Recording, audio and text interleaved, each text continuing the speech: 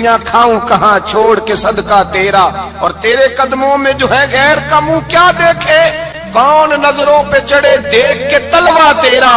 कहने लगे हुजूर मैंने नहीं जाना, मैं यहीं रहूंगा। चचा और बाप ने देखा तो कहने लगे बेटा तू गुलामी छोड़ के नहीं जाएगा, तू मुलाजमत छोड़ के बादशाही में नहीं जाएगा।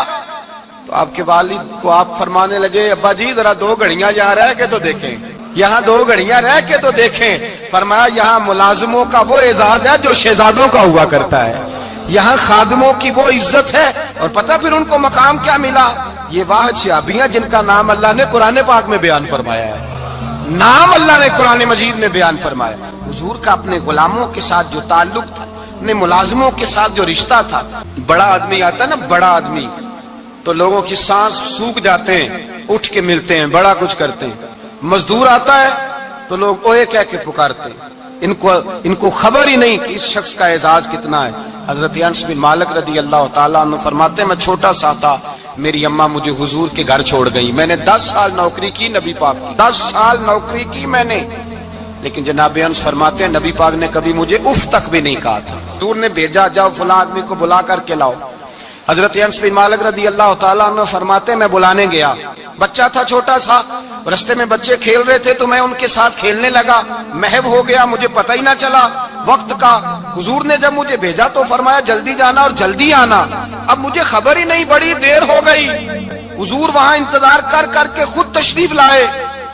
कहते जब नबी पाक आए तो मैं बच्चों के साथ खेल रहा था, हुजूर ने जब मुझे खेलते हुए देखा, मेरी अचानक नजर पड़ी तो मेरे होश उड़ गए।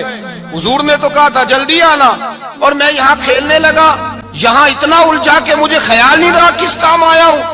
हजरत अनस फरमाते मैं डरने लगा, जैसे जैसे हुजूर करीब आते मेरी टांगे कांपती। फरमाते हैं जब नबी पाक करीब आए तो कुर्बान जाऊं मासूम आमिना के, फरमाते हैं हुजूर ने मेरी गर्दन पे थपकी दी और हुजूर ने हंस के फरमाया ओ भाई लगता है तू खेल में गुम हुआ है, तो तुझे याद ही नहीं रहा मैंने किस काम भेजा था, तुझे याद ही नहीं रहा। कहा या रसूलल्लाह सल्लल्लाहु अलैहि वसल्लम मैं भूल गया था, मैं अभी जाता हूँ। क्या अंदाज है, क्या शफकत है, क्या रंग है। हुजूर मैं अभी गया और अभी आया। नबी पाक ने फरमाया नहीं यार तू खेल, मैं खुद ही चला जाता, तू खेल यहाँ मैं खुद जाता। ये एजाज, ये फजीलत, ये दर्जा किसने जर्रों को उठाया और सहरा कर दिया, ये किसने कतरों को मिलाया और दरिया कर दिया, ये किसकी हिकमत ने यतीमों को किया दुर्रे यतीम और गुलामों को दुनिया भर का मौला कर दिया। ये किसने इतना, मेरे भाई मजदूर को हुजूर ने एजाज दिया। नबी पाक अपने हाथ से काम करने वाले के साथ उसने सुलूक करते, मोहब्बत करते, प्यार करते। एक बूढ़ी अम्मा थी जो मस्जिद में झाड़ू देने की मजदूरी करती थी। क्या काम करती थी? दुआ करें अल्लाह हम सबको मस्जिद की सफाई की तौफीक अता फरमाए।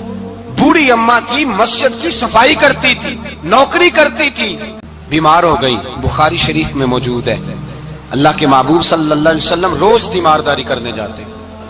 एक वक्त ऐसा आया कि दिन में 2 मरतबा हुजूर तीमारदारी करने जाते हैं। एक शाम नबी पाक ने फरमाया इसका इंतकाल हो जाए तो मुझे इत्तला करना।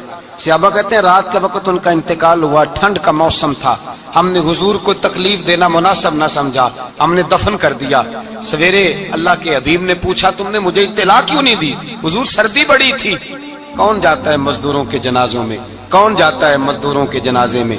यहाँ तो अब जनाजे भी सियासी हो गए हैं। अब तो कोई बहुत बड़ा अमीर आदमी फौत हो जाए तो वहाँ रश होता है, वहाँ रश होता है, गरीबों का तो जनाजा भी कोई नहीं पढ़ता। हजरत जनाब सैयदना अबू हुरैरा रदी अल्लाह ताला अन्हु फरमाते हुजूर ने फरमाया मुझे इत्तला क्यों नहीं दी? तुम्हें उसके एजाज का नहीं पता? वो मजदूर थी, मस्जिद में झाड़ू देती थी, तुमने खबर ही नहीं दी। हुजूर विशाल हो गया, फरमाया चलो मुझे बताओ कब्र कहाँ है। हुजूर सारा कुछ जानते हैं, लेकिन ये सारी तमीद इसलिए बयान की कि एक मजदूर की शान वाज़े हो जाए। फरमाया बताओ कब्र कहाँ है? सहाबा कहते हम कब्र पे ले गए तो मेरे नबी ने फरमाया सफे बनाओ, मैं दोबारा जनाजा पढ़ाऊंगा। मैं दोबारा जनाजा नहीं हो सकता। उस वक्त हो सकता है जब वारिस ने ना पढ़ाओ, फिर दूसरा जनाजा जायज है। वारिस ना पढ़े तो उससे पहले 20 जनाजे भी हो जाए, तो जब वारिस पढ़ ले फिर दूसरा जनाजा नहीं हो सकता। हुजूर ने दूसरा जनाजा इसलिए पढ़ा है कि हुजूर अपनी सारी उम्मत के वारिस हैं, नबी पाक सारी उम्मत के वारिस हैं। फरमाया पर बनाओ सफे, मैं जनाजा पढ़ाता हूँ। मजदूर को एजाज दिया, प्यार किया। हजरत अब्दुर रहमान इब्ने औफ رضی اللہ تعالیٰ عنہ فرماتے ہیں ایک دن میرا دل کیا تھا کہ میں غریب ہو جاؤں. کیا ہو جاؤں؟ آپ اپنے لیے دعا نہ کریں لیکن حضرت عبد الرحمن ابن عوف کے الفاظ تو دہرائیں. وہ کیا کہہ رہے ہیں کہ میرا دل کرتا تھا میں اللہ. ایک دن میرا، بڑے امیر آدمی تھے نا صحابہ میں سب سے زیادہ امیر، فرمانے لگے ایک دن میرا دل کیا میں غریب ہو جاؤں، غربت پسند کر لوں. اصل میں غریب کو اپنی شان کا نہیں نہ پتا. اسے جس دن پتا چل گیا کہ میں غریب کی عظمت کتنی ہے، غریب ہر وقت اپنے آپ کو کوستا ہی رہتا ہے. اور میں اکثر کہتا ہوں کہ یہ بڑے کا قصور نہیں کہ اس نے تجھے چھوٹا جانا ہے، یہ تیرا قصور ہے. تو احساس کمتری میں کیوں مبتلا ہوا؟ تو نے اپنے آپ کو چھوٹا کیوں جانا؟ تو نے اپنے آپ کو کمزور کیوں سمجھا؟ تو نے کیوں سمجھا کہ میں مزدور ہوں تو میری عزت ہی کوئی نہیں، میرا مقام کوئی نہیں؟ کیوں تو نے ایسا سمجھا اپنے لیے؟ حضرت عبد الرحمن، میرے بھائی یاد رکھیں، جب غریب کو پتا چلے میری شان کیا ہے، میرے نبی پاک نے فرمایا میں غریبوں کے بیچ آیا ہوں، میں غریبوں میں رہا ہوں، میرے دائیں بائیں غریب رہتے ہیں، اور قیامت کے دن جب میں جنت میں جاؤں گا تو میرے آگے پیچھے غریب لوگ ہی ہوں گے. میں غریبوں کے ساتھ مل کے جنت میں جاؤں گا.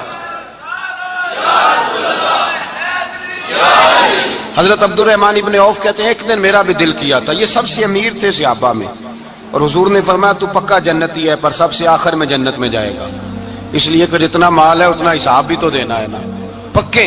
حضرت عبد الرحمن ابن عوف کہتے ہیں ایک دیہڑے دل کیا تھا کہ میں ماڑا ہوتا، میں غریب ہوتا، میں غریب ہوتا.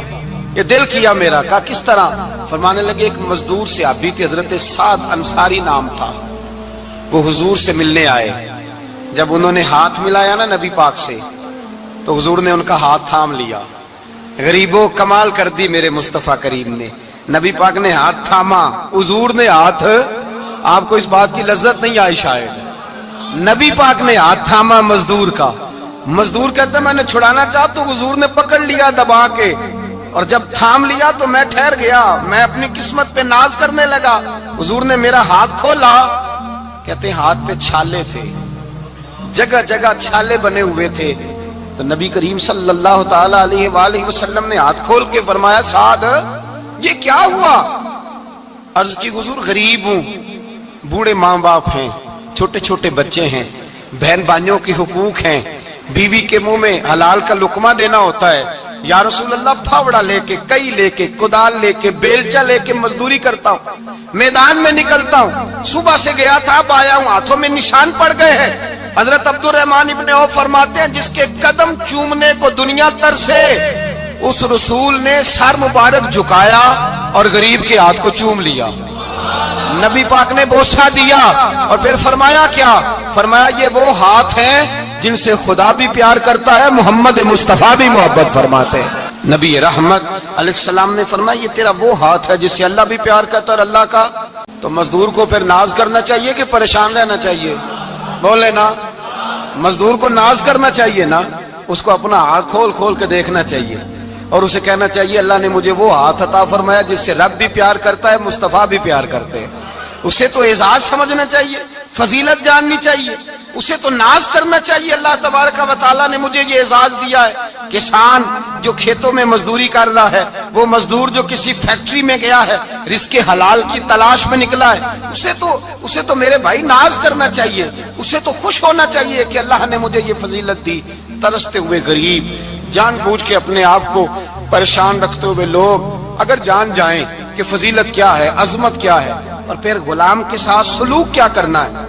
ایک یہودی کا بیٹا نبی پاک کی خدمت کرتا تھا اکثر. یہودی کا بچہ، وہ بیمار ہو گیا، روز آتا تھا، چھوٹے موٹے کام کرتا تھا، بیمار ہو گیا. حضور نے فرمایا چلو تیمارداری کرنے چلتے ہیں. کس کی؟ جی غلام کی، نوکر کی. یہاں صاحب کہتے ہیں 5,000 روپیہ لے جاؤ، وہ بڑے احسان کے ساتھ 5,000 روپیہ لے جاؤ اور دے آنا، اور اسے کہنا سردی پوچھ رہے تھے تیرا کیا حال ہے، وہ بات ختم ہو گئی. حضور بنفس نفیس گئے اور غریب کا گھر تھا. وہ یہودی باہر نکلا جس کا بیٹا بیمار تھا، تو کہتا جب دروازے پہ میں نے مسلمانوں کے نبی کو کھڑے دیکھا تو میرے پیروں تلے زمین ہی نکل گئی. میں نے کہا حضور مجھ غریب کی کٹیا میں کیسے آئے؟ اور میں تجھے پتا ہے نا تیرا بچہ میری نوکری کرتا تھا، یا کبھی بیمار ہو گیا، میں تیمارداری کرنے آیا. وہ یہودی کہتا مجھے خیال یقین ہی نہ آئے کہ میرے گھر میں حضور، تو امیر حرم، میں غریب بے نوا، تو کجا من کجا. میرے گھر میں حضور آئے. کہتے کہاں ہے ہمارا پیارا؟ حضور وہ لیٹا ہوا ہے. صحابہ کہتے ہیں نبی پاک سرانے گئے تو اس کا آخری وقت تھا, تھوڑا سا ٹائم تھا. میرے مصطفیٰ نے فرمایا تو میری نوکری کرتا تھا, آج میں تیری تیمارداری کرنے آیا ہوں. غلاموں سنو, جو رسول اللہ کی نوکری کرے آخری وقت آئے تو اللہ کے رسول پہنچ جایا کرتے ہیں, حضور پہنچ جایا کرتے ہیں. نجم کی ہے خدا آرزو ہے یہی, عاشق زار کی آبرو ہے یہی, موت کے وقت سر ان کے قدموں میں ہو, دید ہوتی رہے دم نکلتا رہے. حضور پہنچ جاتے ہیں. نبی پاک تشریف لائے, بیٹھے سرانے. حضور نے جب اپنا برف سے ٹھنڈا اور کستوری سے زیادہ خوشبو والا ہاتھ اس کے بالوں میں پھیرا, آنکھیں کھولی, حضور نے فرمایا چل کلمہ پڑھ جا, چل میرا کلمہ پڑھ جا. ساری دنیا در رسول پہ آ کے کلمہ پڑھے اور حضور اسے کلمہ پڑھانے گھر تشریف لے گئے. یہ ایک مزدور کو, ایک محنت کرنے والے کو اعزاز دیا. گھر گئے, کلمہ پڑھ لے. اس نے اپنے والد کی طرف دیکھا اور والدہ کی طرف دیکھا. ماں باپ یہودی ہیں, رونے لگے, کہنے لگے بیٹا یہ ہم سے زیادہ بڑھ کر تیرے حق میں خیر خواہ ہے, جیسے کہتے ہیں کر لے. اس نے کلمہ پڑھا اور حضور کی گود میں لوٹ پوٹ ہونے لگا. کلمہ پڑھا, روح پرواز کر گئی. شارحین کہتے ہیں جب نبی پاک وہاں سے نکلے تو حضور نے فرمایا اٹھاؤ اس کی میت کو. ماں باپ کہنے لگے کہاں لے جانا ہے؟ فرمایا ہم اپنے طریقے کے مطابق غسل کفن کریں گے, اس لیے کہ جو کلمہ پڑھ جائے پھر وہ میرا ہو جایا کرتا ہے, میرا ہو جایا کرتا ہے. بھائی یاد رکھیں, مزدور کو حضرت ربیعہ بن کعب فرماتے ہیں میں حضور کو وضو کراتا تھا. رات کا وضو میری ذمہ داری تھی, صرف ایک وضو رات کا. ہمارے ہاں تو 25 سال مزدور مزدوری کر کے چلا جاتا ہے, پر وہ مزدور ہی رہتا ہے, وہ مزدور ہے, اس کا کوئی اعزاز نہیں. کوئی اس کے لیے وہ کہتے ہیں اب بابا جی آپ کو کھانسی زیادہ آتی ہے, اپنے بیٹے کو لگا دیں, کسی اور کی ڈیوٹی لگا دیں, اب آپ کام نہیں کر سکتے. 25 سال نوکری کی, ملا کیا؟ حضرت ربیعہ کہتے ہیں میں وضو کراتا تھا رات کا. میرے نبی پاک نے فرمایا شادی کیوں نہیں کرتا؟ تو میں نے کہا یا رسول اللہ نہ میرے پاس حسن ہے, نہ پیسے ہیں, نہ کوئی کاروبار ہے, مجھے کون رشتہ دے گا؟ میرا روپ بھی نہیں تے میرا رنگ بھی نہیں, میں نے یار مناؤن دا ٹانگ بھی نہیں, کون مجھے رشتہ دے گا؟ کہتے ہیں حضور خاموش ہو گئے. دوسرا دن آیا تو میں وضو کرانے پہنچا تو نبی پاک نے فرمایا شادی کیوں نہیں کرتا؟ کہتے ہیں میں نے کہا حضور کون رشتہ دے گا؟ وہی 3 باتیں دہرائیں, نہ پیسے ہیں, نہ حسن ہے, نہ کوئی کاروبار ہے, نہ مکان ہے. فرمایا حضور نے تیسرے دن پھر کہا. جب دوسرا دن ہوا نا تو حضور نے کہا, حضور خاموش ہوئے میرے جواب پر. میں نے کہا یار کتنا بیوقوف ہوں, حضور روز پوچھتے ہیں اور میں جواب ہی نہیں دیتا. کہتے ہیں تیسرے دن میں نے ارادہ کیا آج نبی پاک پوچھیں گے تو میں کہوں گا حضور جیسے دل کرتا ویسے ہی کرا دیں. کہتے ہیں تیسرے دن میں گیا, سارا وضو کرا لیا, پر نبی پاک نے پوچھا ہی نہیں. میں ارادہ کر کے گیا تھا کہ آج پوچھیں گے تو بتا دوں گا, حضور نے پوچھا ہی نہیں. فرماتے ہیں وضو مکمل ہو گیا, میں دروازے تک چلا گیا تو مصطفیٰ نے آواز دی. فرمایا واپس پلٹنا, میں پلٹا تو حضور نے فرمایا تو شادی کیوں نہیں کرتا؟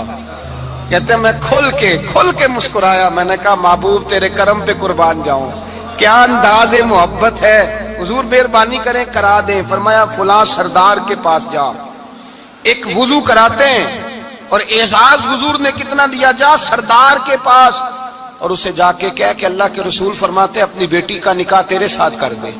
فرماتے میں گیا, ماں باپ کو بڑی فکر ہوتی ہے بیٹیوں کی. وہ کہنے لگا میں شام کو خود نبی پاک کی بارگاہ میں آؤں گا. کہتے میں باہر نکلنے لگا تو وہ بچی پردے کی اوٹ سے بولی, کہنے لگی غلام ٹھہر جا, ابا جی آپ کو میری فکر ہے, اماں جی میری فکر ہے, میری فکر نہ کریں اور یہ نہ دیکھیں آیا کون ہے, یہ دیکھیں بھیجا کس نے ہے. آپ مجھے حوالے کریں نبی پاک کے, حضور کے حوالے کریں, اللہ رسول مجھے کبھی ضائع نہیں کریں گے. حضرت ربیعہ کہتے ہیں حضور نے میری شادی کا بندوبست کیا. حضرت بریدہ اسلمی سے کہا کہ تو اس کے لیے کھجور کی گٹھلی کے برابر سونا لا. حضرت حارثہ بن نعمان سے کہا تو اس کے لیے ایک کمرے کا حجرے کا بندوبست کر. حضرت عثمان غنی سے کہا تو نے ولیمہ کرانا اس کا. فرمایا میں تو تھوڑی نوکری کرتا تھا, مصطفیٰ نے ساری زندگی کا ہی بندوبست فرما دیا. یہ مزدور کے ساتھ حضور کا انداز ہے. پہلے میں نے شروع میں کہا کہ مزدور اس بات کو سمجھتا ہی نہیں کہ اس کا مقام کتنا, وہ اس بات کو جانتا ہی نہیں اللہ نے اسے اعزاز کتنا دیا ہے. ملت کا جوان سب سے پہلے تو کبھی کسی کی جیب کی طرف نہ دیکھے. اور یہ بات یاد رکھ لیں, درجنوں بزرگوں کے ارشادات کی روشنی میں ایک موٹی بات بیان کر رہا ہوں, توجہ ہے میری بات پر. جس کی توجہ دوسروں کی جیب پہ ہوتی ہے وہ رسوا ہو جاتا ہے۔ کاہل لوگ جو زندگی میں صرف ہاتھ پھیلانے کے عادی ہوتے ہیں، ان کے دامن میں سوائے رسوائی کے کچھ نہیں آتا، ان کے حصے میں سوائے بدنامی کے کچھ نہیں آتا۔ اور جو اپنی بازو کی قوت کے زور پر، اقبال کہتے ہیں اپنی دنیا آپ پیدا کر اگر زندوں میں ہے، سر آدم ہے ضمیر کن فکاں ہے زندگی، اپنے لیے خود جینا سیکھیں، ملت کے لیے کچھ کرنا سیکھیں۔ معاشرے کے اندر اس سے ادھار پکڑ کے اس کو دے دیا تو اس سے پکڑ کے اس کو دے دیا، 2 دن اس کے پاس چلے گئے لینے تو 4 دن اس کے پاس چلے گئے، کبھی کو دوست باہر سے آ گیا تو اس کے پیچھے بھاگنے لگے، چاپلوسی کرنے لگے، 2-4 جوڑوں کی خاطر، ایک موبائل کی خاطر۔ چھوڑیں اس دھندے سے باہر آئیں۔ میں نے کہا ایک پیشہ برا ہے، ایک پیشہ، اور وہ ہے ہاتھ پھیلانا، باقی کوئی پیشہ برا نہیں۔ 18 گھنٹے مزدوری کرو، نکلو باہر، نکلو میدان میں آؤ، جدوجہد کرو، مزدوری کرو جب تیرا ہاتھ مزدوری تک جائے۔ اور یاد رکھو رزق حلال کھانا ہے اور رزق حلال ہی کھلانا ہے، یہ وقار ہے۔ رزق حلال مومن کا وقار ہے۔ جو لوگ لقمہ حرام کھاتے ہیں وہ اپنا وجود کھو بیٹھتے ہیں، روحانی طاقتیں کھو بیٹھتے ہیں۔ میرے اعلیٰ حضرت رحمت اللہ علیہ فرماتے ہیں جس کا نماز میں دل نہ لگے، جس کا مسجد جانے کو دل نہ کرے، جس کا عبادت پہ توجہ نہ ہو، جس کا دین کی طرف رغبت نہ ہو، اسے غور کرنا چاہیے کہ اس کا کئی رزق میں لقمہ حرام تو شامل نہیں ہو گیا۔ فرمایا جب لقمہ حرام شامل ہوتا ہے تو اللہ تبارک و تعالی معرفت کا نور چھین لیتا ہے، پھر انسان کی زبان سے تاثیر چلی جاتی ہے، پھر اس سے سجدوں کی جو کیفیت ہوتی ہے وہ روٹ جاتی ہے، درود و سلام کے ذائقے نصیب نہیں ہوتے۔ میرے مصطفیٰ کریم صلی اللہ علیہ وسلم گزر رہے تھے، ایک آدمی دعا مانگ رہا تھا، یا رب یا رب یا رب یا رب کہہ رہا تھا۔ نبی پاک نے فرمایا یہ قیامت تک بھی دعا مانگے تو اس کی قبول نہیں ہوگی۔ صحابہ نے کہا حضور آپ تو رحمت للعالمین ہیں اور آپ فرما رہے ہیں اس کی دعا قبول نہیں ہوگی۔ نبی پاک نے فرمایا اس لیے قبول نہیں ہوگی کہ جو کپڑے پہنے ہیں وہ بھی حرام پیسوں کے ہیں، اور جو اس نے کھایا ہے وہ بھی حرام پیسوں کا ہے، اور جو پیا ہے وہ بھی حرام پیسوں کا ہے۔ کیسے اس کی التجا اس کی بارگاہ میں قبول ہوگی جب یہ لباس سے لے کر خوراک تک اور خوراک سے لے کر مشروب تک ہر چیز ناجائز پیسے؟ تو معرفت کا حسن کیسے پیدا ہوگا؟ فجر میں آنکھ کیسے کھلے گی؟ قرآن پاک کی طرف دل کیسے جائے جب تیرے اندر رزق حلال جاتا ہے؟ حضرت بایزید بستامی فرماتے ہیں تو محنت کر کے حلال کی روٹی کھا، وہ تیرے وجود کے اندر جا کے نور بن جائے گی، اور ایسا نور بنے گی کہ وہ روٹی تجھے صبح خود جگا کے بیدار کرا کے اللہ کی بارگاہ میں جھکا دے گی۔ رزق حلال کھائیں، محنت کریں، جدوجہد کریں۔ حاتم طائی بہت بڑا سخی تھا۔ کسی شخص نے ایک دن حاتم طائی سے پوچھا کہ تو نے کبھی اپنے سے بھی بڑا سخی دیکھا ہے؟ کہنے لگا ہاں میں نے اپنے شہر کا ایک بابا دیکھا تو مجھ سے بھی زیادہ سخی ہے، مجھ سے بھی زیادہ سخی، مجھ سے بھی زیادہ تھا، تجھ سے زیادہ؟ کہنے لگے میں نے سارے شہر کی دعوت پکائی، چھوٹے بڑے امیر غریب سارے آئے، دعوت پکائی سارے شہر کی، سب لوگ آئے، ہر آدمی کو میں نے بلایا، علماء کو، ادیبوں کو، شاعروں کو، تاجروں کو، صنعت کاروں کو، سب کو دعوت دی۔ میں نے سوچا کہ ذرا دیکھوں تو صحیح پلٹ کے کوئی رہ تو نہیں گیا جو آیا نہ ہو۔ چہرے پہ میں نے نقاب ڈالا اور میں باہر نکلا، ایک ضعیف بزرگ لکڑ آ رہا، جنگل میں لکڑیاں کاٹ رہا ہے۔ میں اس کے پاس گیا تو میں نے کہا بابا تجھے نہیں پتا آج حاتم طائی کی دعوت ہے، تو نہیں گیا؟ کہنے لگا بیٹا مجھے خبر آئی تھی، اطلاع ملی تھی پر میں نہیں گیا۔ تو کیوں نہیں گیا؟ کہنے لگے مجھے ہاتھ کی کمائی کر کے کھانے کا چسکا لگ گیا ہے، مزہ لگ گیا ہے ہاتھ کی کمائی کھانے کا، اب مجھے دوسرے کے دسترخوان پر ذائقہ نصیب۔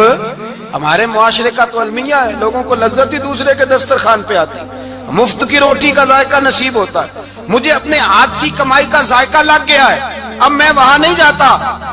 کہتے ہیں میں پلٹنے لگا تو بابے نے بلایا، کہنے لگا ادھر آ یار۔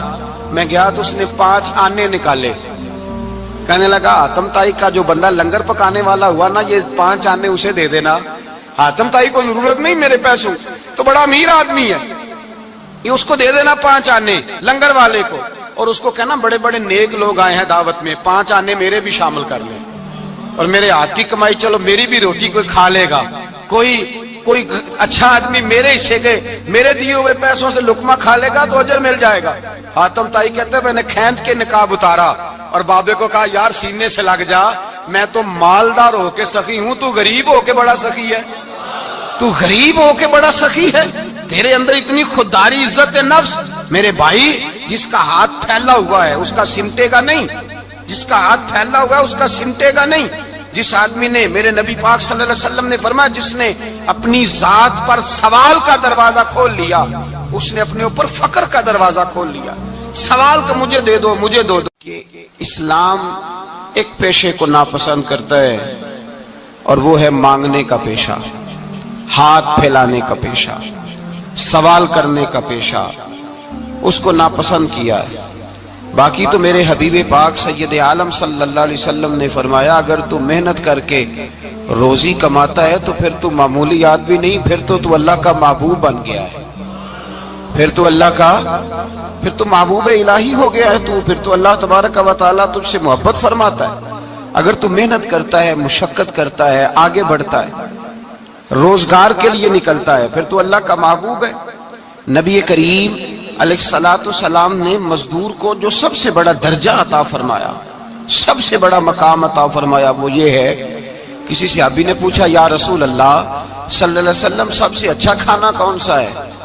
تو حضور نے فرمایا وہ کھانا جو بندہ اپنے دو ہاتھوں سے مزدوری کر کے کھاتا ہے، وہ کھانا سب سے اچھا ہے۔ فرمایا اللہ کے نبی حضرت داؤد علیہ السلام اپنے ہاتھوں سے مزدوری کرتے، اور پھر نبی کریم سید عالم صلی اللہ علیہ وسلم نے جو دین ہمیں عطا فرمایا، اس دین کو حضور نے کوئی پنڈتوں اور جوگیوں کا دین نہیں بنایا کہ تم بس غار کے اندر چلے جاؤ، اللہ اللہ کرو، میری طرف دیکھیے گا۔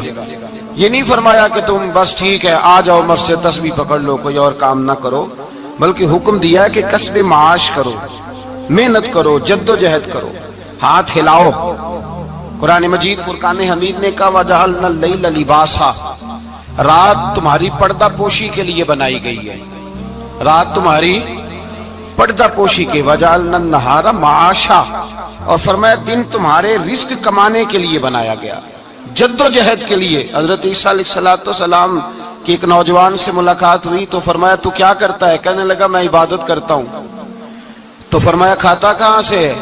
کہنے لگا میرا بھائی کمائی کرتا ہے تو وہ مجھے اس میں سے حصہ دیتا ہے۔ تو آپ فرمانے لگے پھر تو عبادت گزار نہیں، تیرا وہ بھائی تجھ سے زیادہ عبادت گزار ہے، جو تیرے لیے یہ بندوبست کرتا ہے، جو تجھے یہ جد و جہد کر کے دیتا ہے، وہ تیرے لیے۔ حضرت عمر فاروق رضی اللہ تعالیٰ عنہ نے اپنے دور خلافت میں شوق دلایا صحابہ کو، محنت کرنے کا شوق۔ ہمارے معاشرے کے اندر لوگ دوسرے کی کمائی پر وقت گزارنا چاہتے ہیں، دوسرے کے مال پر نظر رکھتے ہیں، مجھے کچھ سسرال سے مل جائے، کچھ مجھے رشتہ داروں سے مل جائے، کچھ مجھے دوست احباب سے مل جائے، کچھ مجھے باقی جگہوں سے مل جائے۔ لوگ مختلف جگہوں پہ نظر رکھتے ہیں اور مختلف ہیلوں اور بہانوں کے ساتھ دوسرے کا مال ہڑپ کرنے کی کوشش کرتے ہیں۔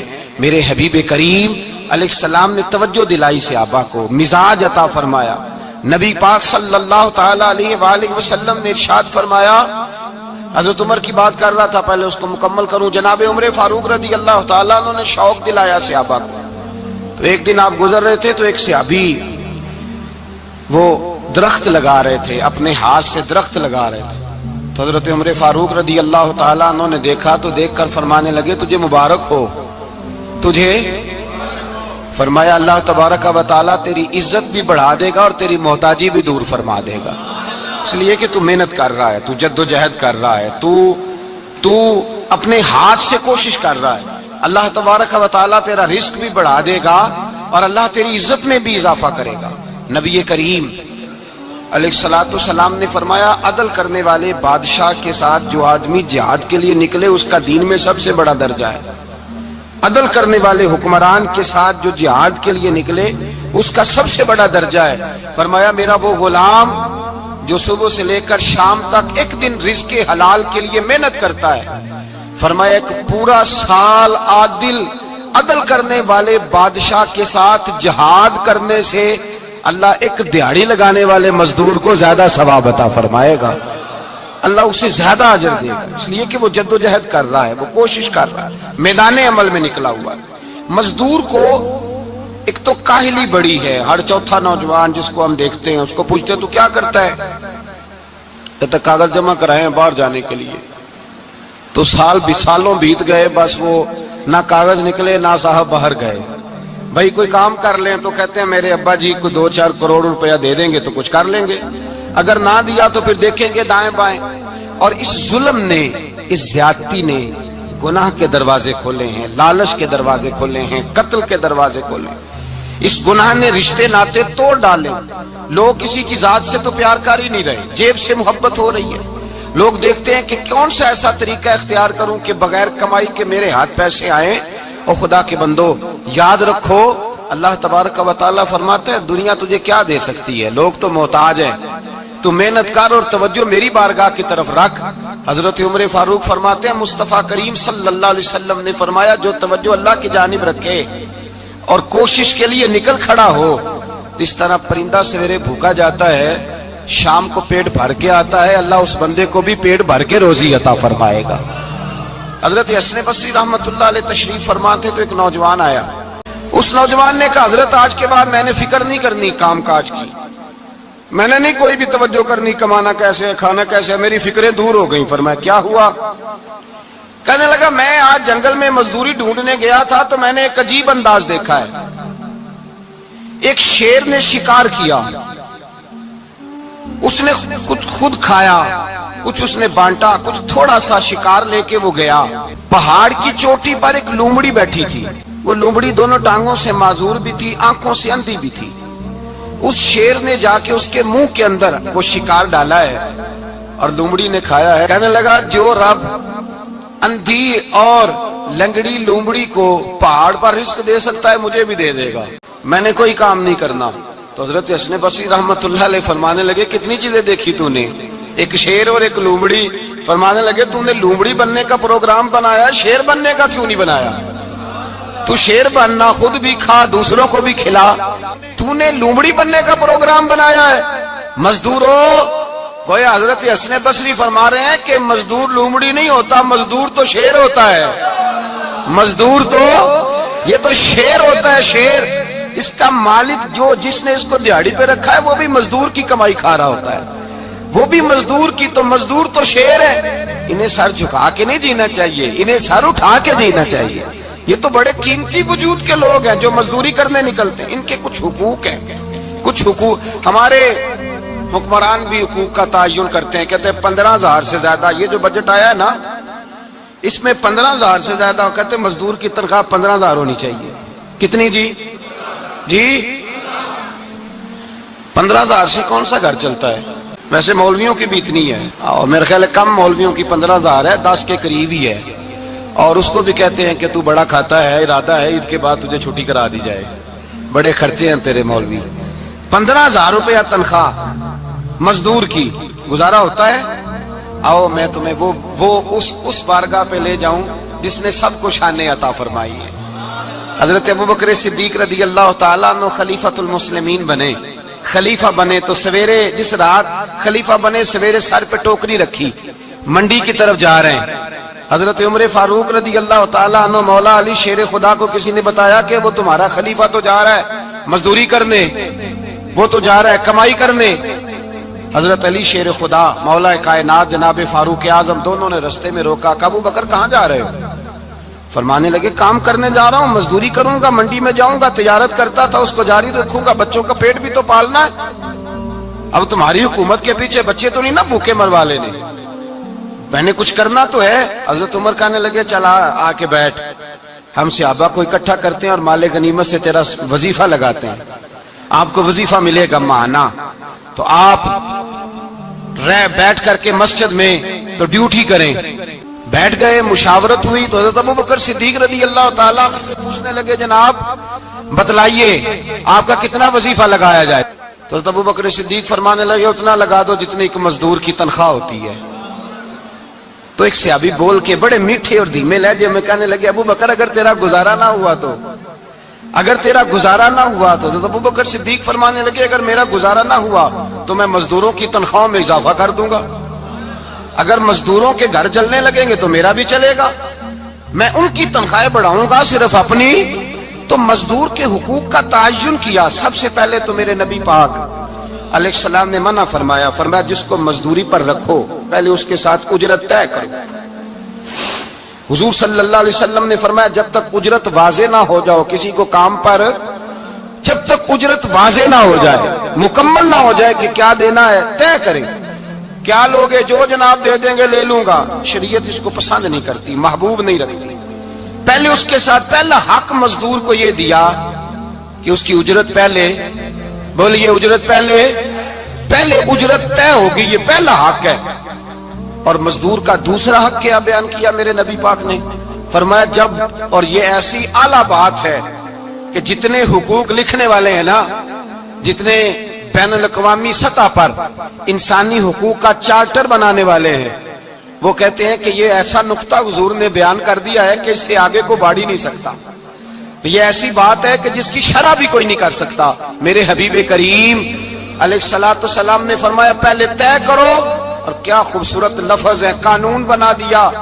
فرمایا جب مزدور مزدوری کر لے تو اس کا پسینہ خشک ہونے سے پہلے اسے ادا کر دینا، اس کا پسینہ خشک ہونے سے پہلے اسے اس کی مزدوری دے دو۔ بیچارے نے محنت کی ہے، اپنے گھر جائے، یہ نہیں کہ اس نے مزدوری کیا تو تم نے کہا نہیں ادھر سے پینٹ صحیح نہیں ہوا، یہ تو لے جا 2000 اور پھر میں تیرا حساب کروں گا، ابھی ذرا میں چیک کرا لوں 2-4 لوگوں کو بلا کر کے، وہ فلاں جگہ سے نا ایک کونا خالی رہ گیا۔ اللہ سے ڈرنا چاہیے، اللہ سے ڈرنا چاہیے۔ اگر اللہ تبارک و تعالیٰ نے 2-1 آدمیوں کو ملازم آپ کا بنا دیا ہے تو پھر خیال ہونا چاہیے۔ ایک صحابی اپنے خادم غلام کو مار رہے تھے تو میرے نبی پاک تشریف لائے، فرمایا کیوں اسے مار رہا ہے؟ حضور غلطیاں بڑی کرتا ہے۔ تو نبی پاک نے فرمایا جتنا تجھے اس پر اختیار ہے نا، اس سے کہیں بڑھ کر میرے رب کو تیرے اوپر بڑا اختیار ہے۔ کہا حضور یہ بڑی غلطی کرتا ہے، میں آخر کتنا معاف کروں؟ تو حضور نے فرمایا اتنا معاف کر جتنا میرا رب تجھے معاف فرماتا ہے۔ پتہ ہے تیری صبح سے لے کر شام تک کتنی کوتاہیاں ہیں، درگزر کا حکم دیا۔ پہلا حق یہ دیا مزدوری طے کرو، دوسرا حق یہ دیا پسینہ خشک ہونے سے پہلے ادا کرو، تیسرا حق یہ دیا کہ اس سے درگزر کرو، غلطی ہو جائے تو درگزر کرو۔ تو یا رسول اللہ مزدوری کتنی دیں؟ میرے نبی پاک بخاری مسلم حضور سید عالم صلی اللہ علیہ وسلم نے فرمایا مزدور کا حق بیان کیا نبی پاک نے، اور ایک بات ارشاد فرمائی تو اس کے اندر کئی پہلو، ایک حدیث میں کئی پہلو بیان فرمائے۔ حبیب پاک نے فرمایا جیسا تم کھاتے ہو ویسا ہی اسے کھلانا۔ کوئی نہیں، آپ شاید سو رہے ہیں کچھ حضرات، جیسا خود کھاتے ہو ویسا ہی، بھئی بس ختم ہو گئی بات۔ اتنی بڑی بات کر دی سرکار نے۔ کبھی دیکھا ہے آپ نے کہ مزدور کو ایسے کھلایا جا رہا ہو جیسا مالی کھا رہے ہیں؟ حضور نے فرمایا بھئی مزدوروں کا حق یہ ہے کہ جیسا تم نے کھانا ہے ویسا اسے کھلانا ہے، اور فرمایا جیسا تم نے پہننا ہے ویسا اسے پہنانا ہے۔ اور پھر میرے حبیب کریم علیہ الصلوۃ والسلام نے ارشاد فرمایا اس کی ہمت سے بڑھ کر تم اس پر بوجھ نہیں ڈال سکتے، جتنا کام وہ کر نہیں سکتا اتنا تم اسے دے نہیں سکتے۔ اور فرمایا اگر اتنا کام دینا ہے جو اس کی ہمت سے زیادہ ہے تو میں اس کے مالک کو کہتا ہوں وہ بھی اٹھ کے مزدور کے ساتھ کام پہ لگ جائے، اٹھے اس کے ساتھ کام میں شریک ہو جائے۔ مزدوری کا بھی تعین فرمایا، اور پھر اس کو کام کس مقدار کا دینا ہے، مزدور کو کس قدر زیادہ اس پر بوجھ ڈالا جائے گا، یہ بھی مصطفیٰ کریم نے بیان فرمایا۔ فرمایا جو لا یکلف اللہ نفسا الا وسعها، اللہ بھی تم پر وہ بوجھ نہیں ڈالتا جو تم اٹھا نہیں سکتے، تو کسی مزدور کو تم ایسا کام نہیں بتاؤ گے۔